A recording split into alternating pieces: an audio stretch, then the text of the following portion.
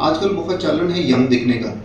इसके लिए बहुत सारे लोग कोई दवाइयाँ खाते हैं, फास्टिंग करते हैं, एब्रॉप्ट एक्सरसाइजेस करते हैं। इनका बॉडी पे बहुत ही नुकसानदायक असर हो सकता है। दवाइयाँ लेने का सही टाइम होता है, सही शेड्यूल होता है। यंग दिखने के लिए ये ज़रूरी है कि हम अपने डाइट पे ध्यान दें। दवाइयों से ही सिर्फ यंग दिखना ज़रूरी नहीं है। कोई भी दवाई अगर लेनी है तो उसको मेडिकल प्रिस्क्रिप्शन के द्वारा ही लेने का फ़ायदा है। तो जो सडन कार्डियक डेथ है उसका कारण सिर्फ हार्ट अटैक ही नहीं है। हार्ट अटैक नसों की प्रॉब्लम की वजह से होता है।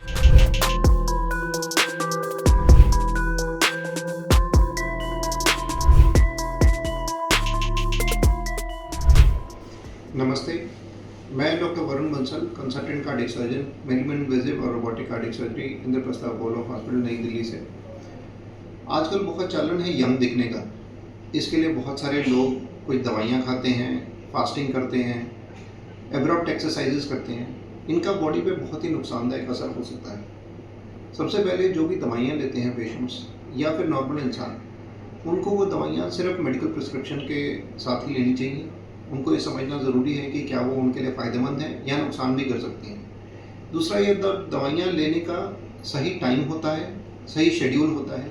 कोई दवाई खाली पेट लेनी होती है, कोई दवाई खाना खाने के बाद लेनी होती है, कोई दिन में एक बार ही लेनी होती है, कोई हफ्ते में एक बार ही लेनी होती है। तो ये सभी दवाइयाँ सिर्फ अपने डॉक्टर से सलाह करके ही लें।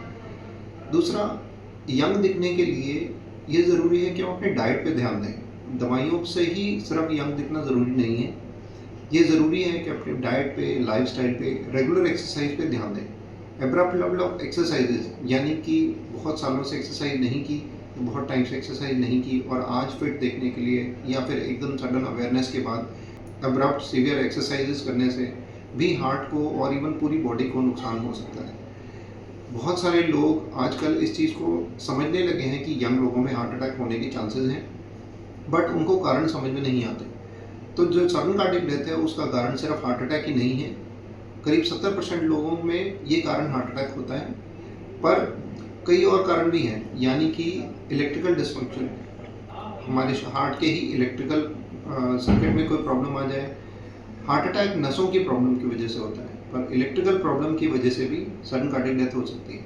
तीसरा, इलेक्ट्रोलाइट इम्बैलेंस। अगर हमारी बॉडी के अंदर बहुत देर से फास्टिंग कर रहे हैं, डिहाइड्रेशन हो जाए, उस टाइम इलेक्ट्रोलाइट इम्बैलेंस भी हो सकता है, जिसकी वजह से सडन कार्डियक डेथ हो सकती है।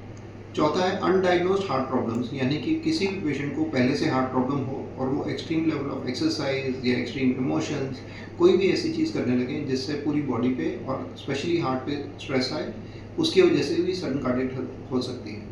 इन सभी चीज़ों को और समझने और जानने के लिए अपने नज़दीकी डॉक्टर से सलाह करके रेगुलर टेस्ट करने ज़रूरी है। और कोई भी दवाई अगर लेनी है तो उसको मेडिकल प्रिस्क्रिप्शन के द्वारा ही लेने का फ़ायदा है। इसके बारे में समझें और अपने आप को सेफ रखें।